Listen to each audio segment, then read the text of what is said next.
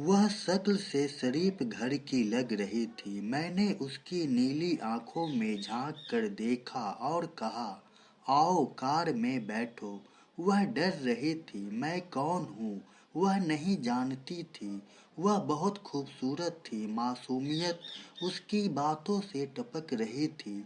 मैं मुस्कुराना बिल्कुल भी नहीं चाह रहा था। वह लगातार मेरी तरफ देखे जा रही थी। मैंने पर्स से 5,000 रुपये निकाले और उसके हाथ पर रखे। वह हैरान थी। आप पागल हैं क्या? हाँ, सब पागल ही समझते हैं मुझे। मैंने उसके सर पर हाथ रखा और उसे यकीन दिलाया, डरने की कोई बात नहीं है। अच्छा बताओ, बहुत दर्द दिया है ना जिंदगी ने तुम्हें? उसकी आंखें भर आई। कहने लगी, मेरे पति की मृत्यु हो चुकी है। 2 बच्चे हैं। ससुराल वालों ने घर से निकाल दिया। माँ बाप भी नहीं है। मामा के घर गई तो मामा के बेटे ने मेरे साथ बहुत गलत व्यवहार किया। मामी को बताया तो सबने मुझे ही धक्के देकर घर से निकाल दिया। दूर के रिश्तेदारों ने एक बूढ़े से मेरी शादी करवा दी। उसके भी बच्चे थे। उसके बच्चे ने मुझे बहुत जलील किया। फिर वह बूढ़ा पति भी मर गया। बच्चों को लिए दर बदर भटकने लगी। ना छत थी, ना खाने को था। भूख बहुत लग रही थी। सड़क पर खड़ी थी। एक साहब आए, कहने लगे, 1 घंटे काम के 2,000 रुपये दूंगा। ना चाहते हुए भी माँ की ममता हालात की सताई क्या करती।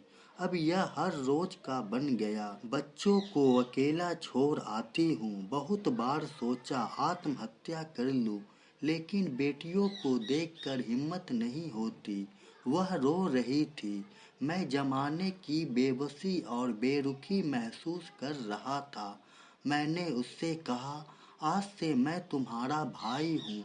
तुम अपनी बेटियों को लेकर मेरे ऑफिस के ऊपर वाले एक रूम में रहो। वह मुझे दुआएं देने लगी। हाथ जोड़कर ना जाने कितनी दुआएं देती रही। जब मैं ऑफिस रूम गया तो मेरे सामने से एक चेहरा गुजरा।